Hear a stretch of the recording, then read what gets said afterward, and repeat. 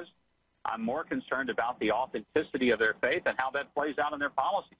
I'm also concerned about a guy that believes he's a Christian and pretends to be, and then and says he is, but then does things that makes it very difficult for people to practice their Christian faith.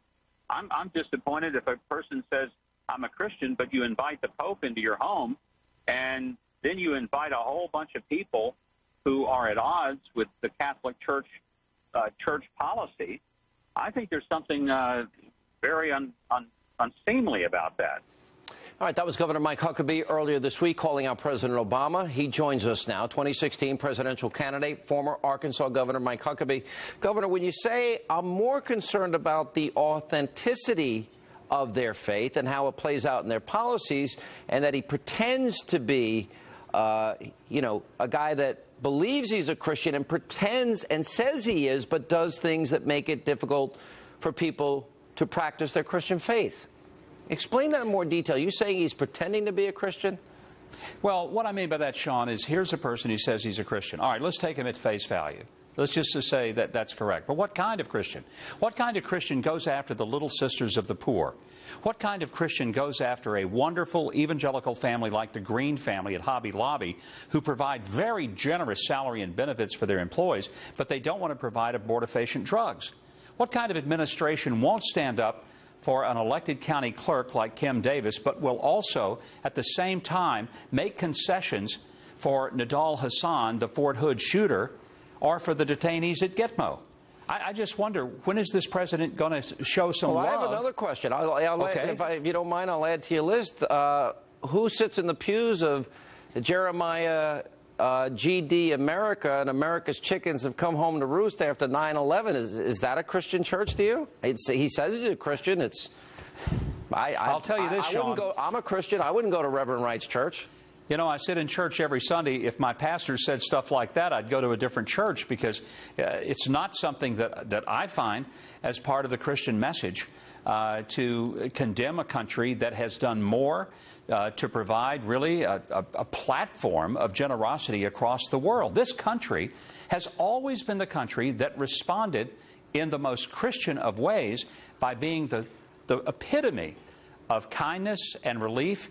I remember after the great earthquakes in Pakistan, I was there, and there were thousands and thousands of people who were left homeless. You know who I saw feeding them, clothing them, providing shelter for them? I saw Americans there. I didn't see many Europeans. I didn't see many Asians. Not anything against them, but I'm telling you, it's the Americans who show up after the tsunamis and after the floods. And every now and then I think it'd be nice just to hear the president affirm Americans, and specifically Christians in America, who go across the world helping the helpless. All right, let me play some comments, because the president has made a lot of comments about Islam and some comments about Christianity. Let me play some of the highlights, and I want you to interpret this for us. Remember that during the Crusades and the Inquisition, people committed terrible deeds in the name of Christ. Slavery and Jim Crow all too often was justified in the name of Christ. On Easter, I do reflect on the fact that as a Christian, I am supposed to love. And I have to say that sometimes when I listen to less than loving expressions by Christians, I get concerned. The United States is not and will never be at war with Islam. Islam is not part of the problem in combating violent extremism. It is an important part of promoting peace. Our enemies respect no religious freedom. Al-Qaeda's cause is not Islam. What is your reaction? He seems to bend over backwards. He won't even mention the words radical Islam, but then he talks about the terrible deeds committed in the name of Christ, or slavery and Jim Crow all too often justified in the name of Christ. That's not my reading of history. Maybe some extremist groups, but I know many Christians were part of the movement to free the slaves and part of the Underground Railroad movement in this country, Governor. Well, and let's remember that the civil rights movement was rooted in the church. Too. That's right. If it were not for the preachers in the South, the Martin Luther King and the many pastors who, in many cases, put their lives on the line. The whole civil rights movement came right out of the churches. Were there some people who stood in the way, and they were church people? Of course there was. But go across this land. Look at the great universities. They were started as Christian institutions, including schools like Harvard and Yale. They were started to train ministers in the preaching of the gospel.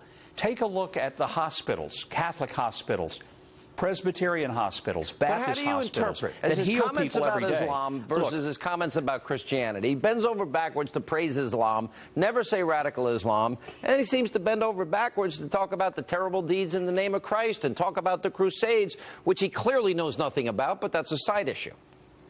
Well, and one of the clips that you played where he said that we're not at war with Islam. We may not be at war with Islam. We are at war with radical Islamic terrorists. They're at war with us. And they are fighting in the name of Islam. And to deny that, Sean, is to deny reality. And I just don't think you can defeat an enemy if you're not willing to call the enemy out for who he is and why he's doing what he's doing. The people are doing it because they want to establish a religious caliphate. Yeah. They're not doing this just because they want a piece of real estate or like the color of their flag better.